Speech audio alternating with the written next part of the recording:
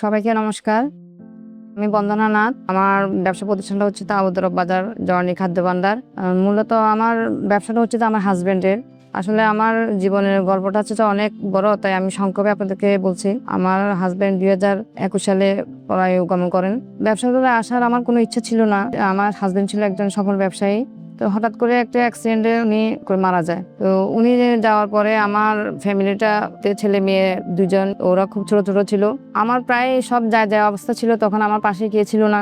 কারণ আমার হাজবেন্ডের নামে বিরাট অঙ্কের একটা লোন ছিল, যেটা উনি ব্যবসার জন্য নিয়েছিল। ওই লোনটা শোধ করতে গেলে আমার ব্যবসাটাই চলমান ছিল না। অনেক হতাশাগ্রস্ত হয়ে গেছিলাম। অনেক ব্যাংকের কাছে গেছিলাম যে আমাকে একটু সহযোগিতা করার জন্য, যে আমাকে কোনো কিছু করা যায় কিনা।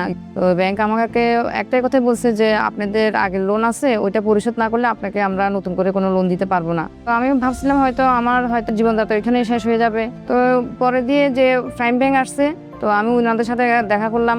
দেখা করার পরে স্যারের সাথে কথা বললাম। স্যার বললো যে ঠিক আছে দিদি, আপনি তো এখানে ব্যবসায়ী, আমরা অনেক খোঁজখবর নিছি। তো এখন স্যার আমাকে লোনটা পাইয়ে দিচ্ছে। ওইটা পেয়ে আমি অনেক উপকৃত হয়েছি। আমার ব্যবসাটা একটু দাঁড় করাতে পেরেছি।